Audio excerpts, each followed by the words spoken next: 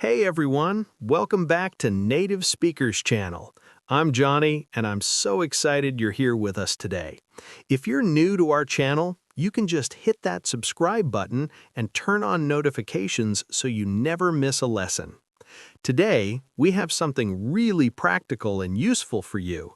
We're going to master library conversations in English.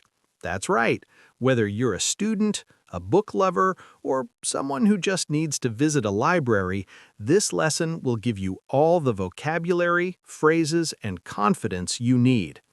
I'm joined by my wonderful co-host Sarah, and we're going to walk through real conversations you might have at a library. So grab a notebook, get comfortable, and let's dive right in. All right, Sarah, are you ready to help our viewers become library conversation experts? Absolutely, Johnny. Libraries are such important places, and knowing how to communicate effectively there can really make a difference in your English learning journey. Exactly. So let's start with the basics. Sarah, imagine you're walking into a library for the very first time. What's the first thing you might need to do? Well, the first thing most people need is a library card. You can't borrow books without one. So let me show everyone how to approach the librarian at the front desk. Perfect. Let's role play this. I'll be the librarian, and you show our viewers how to ask for a library card. Sounds great. Here I go. Clears throat. Excuse me, I'd like to apply for a library card, please. Of course, I'd be happy to help you with that. Do you have any identification with you, such as your driver's license or passport?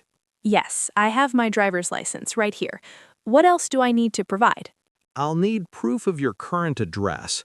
Do you have a utility bill or a bank statement with your address on it? I have a recent electricity bill. Will that work? That's perfect. Let me just take down your information.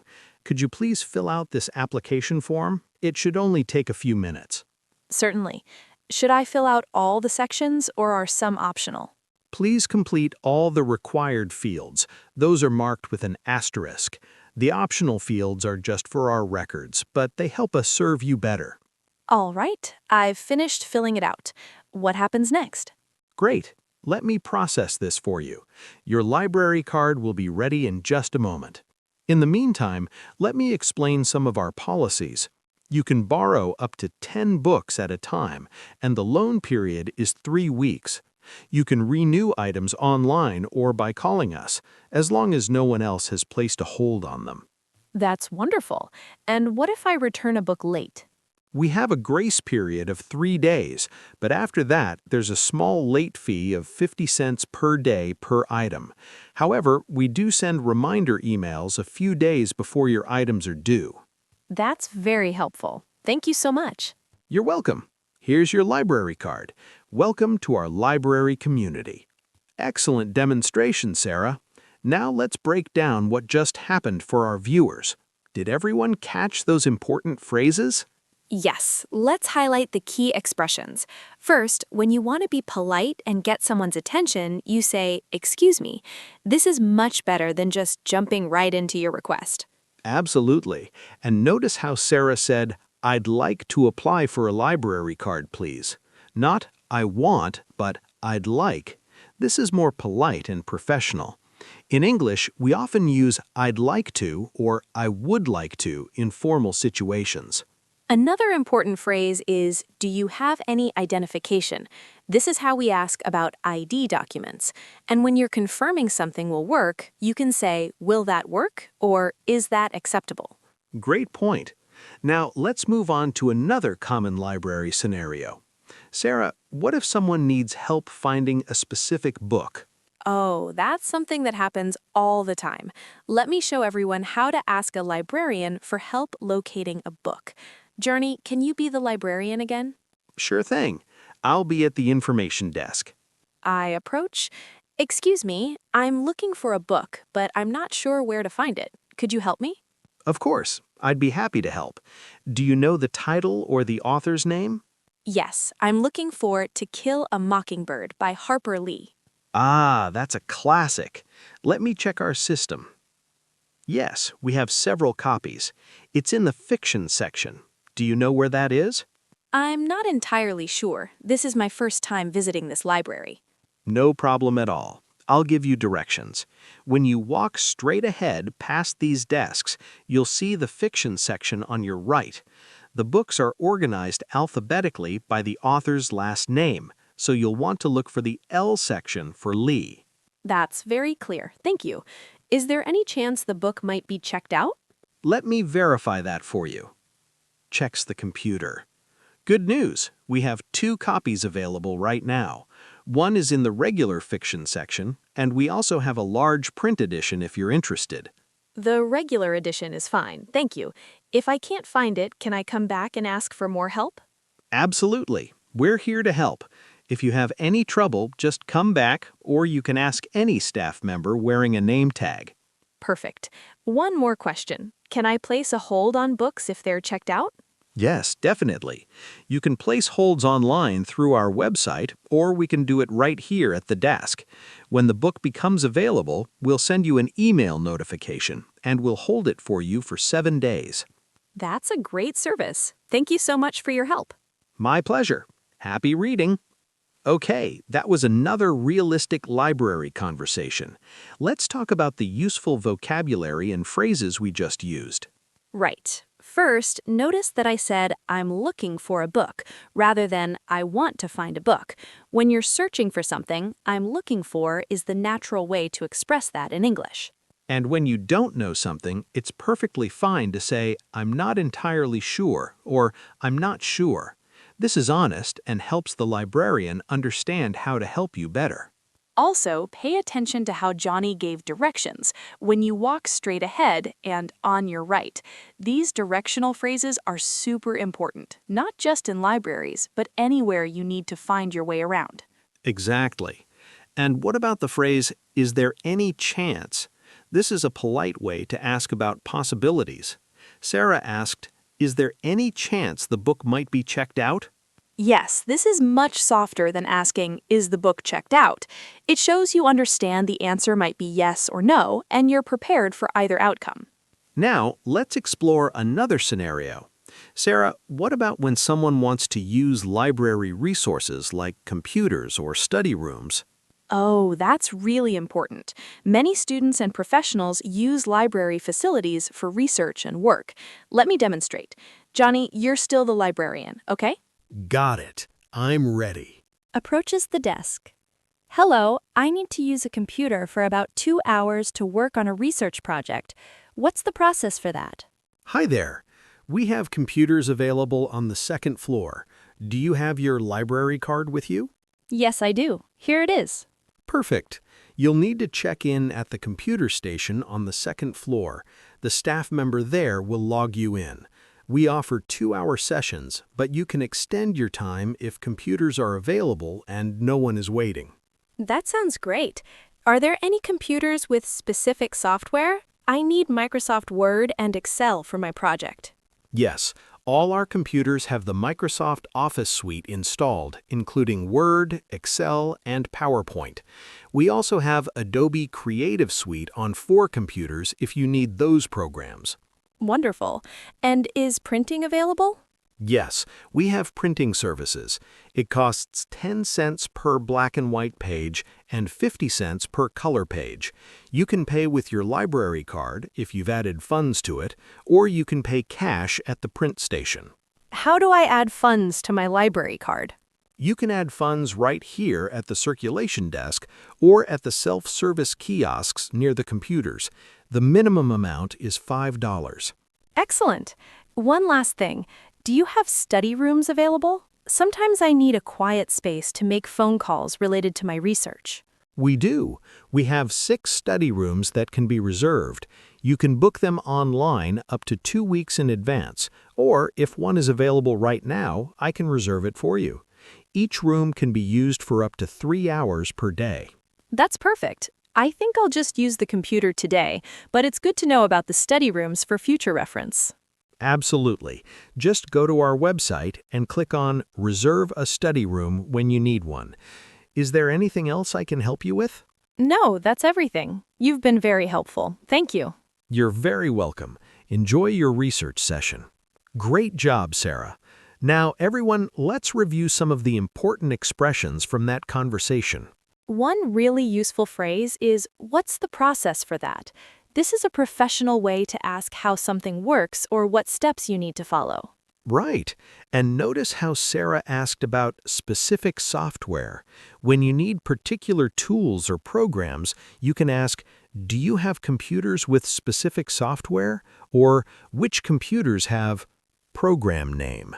Also, the question, "How do I?" is incredibly useful. Sarah asked, "How do I add funds to my library card?" This is the standard way to ask for instructions in English. Excellent point. And what about that phrase, for future reference? This is a sophisticated expression that means to know about later or to remember for when I need it in the future. Yes, using phrases like that really makes your English sound more natural and fluent. Now, Johnny, let's talk about returning books. That's something everyone needs to know how to do. Absolutely. This is a simpler interaction, but it's still important. Let me be the person returning books this time. Sarah, you be the librarian. Sure, I'm ready. Approaches with books. Hi, I'd like to return these books, please. Of course. Let me scan them for you. Scanning sounds. Okay, I've checked in all 4 books. They were all returned on time, so you don't have any late fees. That's a relief. I was worried I might have missed the due date. No, you're all good. Actually, one of these books had a hold placed on it by another patron, so thank you for returning it promptly. No problem. While I'm here, I'd like to renew these 2 books if possible. Let me check. Yes, both of these are eligible for renewal. No one has requested them, so I can renew them for another 3 weeks. Your new due date is January 15th. Perfect. Will I receive a reminder email like last time? Yes, we'll send you a reminder 3 days before they're due. Make sure your email address is up to date in your account. I believe it is, but how can I check to make sure? You can log into your account on our website and verify your contact information there. If you need to update it, you can do that online, or we can help you here at the desk. I'll check it when I get home. Oh, one more thing. I noticed a page is torn in this book. I didn't damage it. It was like that when I borrowed it. Thank you for letting us know. I'll make a note in the system so you won't be charged for that damage. We really appreciate patrons who report these issues.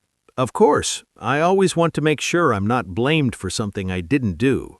That's very responsible of you. Is there anything else I can help you with today? No, that's all. Thank you very much. You're welcome. Have a great day and happy reading. That was a perfect example of a return and renewal transaction. Let's highlight some key phrases for our viewers. Yes. First, notice how I expressed relief by saying, "That's a relief." This is a common reaction when you find out good news, especially when you were worried about something. And when Johnny wasn't sure about something, he said, "I believe it is, but..." This shows you're fairly confident, but not 100% certain. It's more natural than just saying yes or "I don't know." Excellent point. And that phrase, "I'd like to renew these books if possible," is important.